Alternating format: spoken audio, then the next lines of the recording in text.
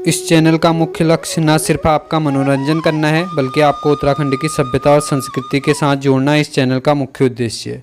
नमस्कार दोस्तों, एक बार फिर से स्वागत है आपका आपके अपने चैनल देवभूमि उत्तराखंड में। दोस्तों, अगर आप चैनल पर नए हैं तो चैनल को सब्सक्राइब जरूर कर लीजिए और वीडियो को अधिक से अधिक लोगों तक शेयर जरूर कीजिए ताकि उत्तराखंड की सभ्यता और संस्कृति से जुड़ी हुई वीडियो आप लोगों को सबसे पहले मिले। दोस्तों, जैसे कि हम बात कर रहे हैं उत्तराखंड के देवी देवताओं के बारे में, ये 10वीं वीडियो है। उत्तराखंड के 10 देवताओं के बारे में मैंने आप लोगों को उनके जीवन के बारे में बताया। आप प्लेलिस्ट में उनकी सारी वीडियो देख सकते हैं। आगे दोस्तों मैं आपको 10 देवियों के बारे में बताऊंगा, उत्तराखंड की जो लोक देवियाँ हैं उनके बारे में। आज की वीडियो है दोस्तों उत्तराखंड के प्रसिद्ध देवता कलवा देवता के रूप में इन्हें पूजा जाता है उत्तराखंड में और साथ ही अन्य कई और राज्यों में भारत के। दोस्तों, कलवा देवता के बारे में कहा जाता है कि यह एक शमशानी शक्ति के रूप में इनको पूजा जाता है। उसके बारे में आपको पूरी जानकारी आगे वीडियो में दे रहा हूं। दोस्तों, कलवा देवता के जन्म के बारे में बात करें तो इसका कोई तथ्य जो है वो सामने नहीं है, जो इसका प्रमाण जो है वो सामने नहीं है। लेकिन गोलू देवता की कथा में कहा जाता है कि इनका जन्म जो है सिलबट्टे से हुआ था। इनकी उत्पत्ति जो हुई थी वो सिलबट्टे से हुई थी। सिलबट्टे का अर्थ समझते होंगे आप कि उत्तराखंड में जिसे सिलबट्टा आप नॉर्मली मसाले पीसते हैं जिससे सिलबट्टा उसे कहा जाता है, तो उससे इनकी उत्पत्ति हुई थी, ऐसा गोलनाथ देवता की जो कथा है उसमें कहा जाता है। और साथ ही गढ़ देवी की जागर में भी इनके जीवन के बारे में है, उसमें भी बताया गया है। इनकी जो जागर लगती है गढ़ देवी की, उसमें बताया गया है इनके जीवन के बारे में। इनको खिचड़ी चढ़ाई जाती है, खिचड़ी बनाई जाती है इनके थानों में और इनको चढ़ाई जाती है। दोस्तों, कलवा देवता के बारे में कहा जाता है कि यह 56 प्रकार के होते हैं। जिस तरह से 56 प्रकार की योनियाँ होती है, 52 प्रकार के भैरव को माना जाता है, उसी तरह से 56 प्रकार के कलवों की पूजा भी होती है। इनके पास अलग अलग सिद्धियाँ जो थी वो थी।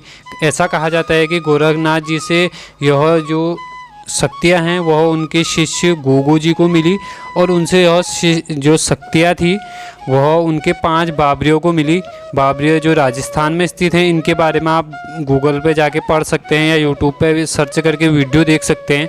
उनके बारे में बताया गया है कि जो इनमें जो शक्तियाँ थी वो इस रूप में आई, इन गुरु शिष्य से आई। और कालू देवता को भी इसी तरह गोरखनाथ जी से अनेक शक्तियाँ प्राप्त हुई, क्योंकि उनमें 56 रूपों में उनकी पूजा होती थी और हर एक अलग अलग रूप में उन्होंने सिद्धियाँ हासिल की थी। जो मुख्यतः शमशानी शक्तियाँ जिन्हें कहा जाता है वो सिद्धियाँ उनके पास रहती थी। कलवा देवता का सीधा सा अर्थ है काले रंग वाला, इससे आप समझ सकते हैं सीधे, तो इसलिए इन्हें शमशानी शक्ति के रूप में पूजा जाने लगा और बाद में इन्हें धीरे धीरे देवताओं की श्रेणी में हमारे उत्तराखंड में और साथ ही पूरे भारतवर्ष में ले लिया गया। और कहा जाता है कि ये शमशानी इनकी जो मंत्र है उससे तांत्रिक साधु संत होते हैं वो इस तरह से अभी भी इनके मंत्रों का जो है वो उच्चारण या जाप करते हैं और उनके मंत्रों के बारे में बताते हैं। लेकिन जो है बहुत भयानक मंत्र होते हैं। इनका एक नॉर्मली इंसान हम लोगों को जो है वो यूज़ नहीं करना चाहिए, ना ही इनकी ऐसी साधना में पढ़ना चाहिए। मेरा मकसद सिर्फ आप लोगों को उनके बारे में जानकारी देना है। दोस्तों, शमशानी शक्ति होने के कारण कलवा देवता को भूतांगी देवता में रखा गया है। आप राजांगी और भूतांगी देवता के बारे में अगर जानना चाहते हैं तो ऊपर बनी प्लेलिस्ट से वीडियो देख लीजिए, आपको पता चल जाएगा राजांगी देवता किन्हें कहते हैं और भूतांगी देवता किन्हें कहते हैं। इसके बारे में आपको जानकारी वहाँ से मिल जाएगी। तो ये भूतांगी देवता में आए और इनकी जो शक्तियाँ हैं वो इस तरह से प्रबल धीरे धीरे होती गई शमशानी शक्तियों के रूप में और फिर इन्हें देवता की श्रेणी में रख लिया गया और हमारा जनमानस इन्हें पूजने लगा। दोस्तों, अब हम चलते हैं कुछ इतिहास की तरफ। कलवा देवता के बारे में इतिहास जो है वो क्या कहता है। 56 कलवे का इतिहास जो है ये कोई नहीं जान पाया दोस्तों कि ये 56 कलवे किस तरह से बन गए। इनकी जो उत्पत्ति थी वो एक ही रूप में हुई थी और ये 56 किस रूप में बन गए इसके बारे में कोई भी तथ्य और कोई भी प्रमाण जो है वो आज तक साबित नहीं हो पाया। कुछ तांत्रिक आज भी इस कलवे देवते की जो शक्तियाँ हैं उनको अभी भी मानते हैं और उनके अनुसरण करते हैं। 56 कलवे के अनुसार धुनी से निकले थे। धुनी क्या होती है दोस्तों, उसके बारे में मैंने आप लोगों को उत्तराखंड के देवी देवता पार्ट 1 में ही बताया है। धुनी किसे कहा जाता है और किस तरह से जलाई जाती है उसके बारे में पूरी जानकारी आप लोगों को वहाँ से मिल जाएगी। तो ऐसा माना जाता है कि वो धुनी से उनको उत्पन्न हुए थे जो 56 कलवे थे, ऐसा जो हमारा इतिहास है वो बताता है। कलवे देवते की एक रूप से अनेक रूप में होने की जो पद्धति है उसके बारे में दोस्तों कलवे देवते को अनेक अनेक रूपों में पूजा जाता है।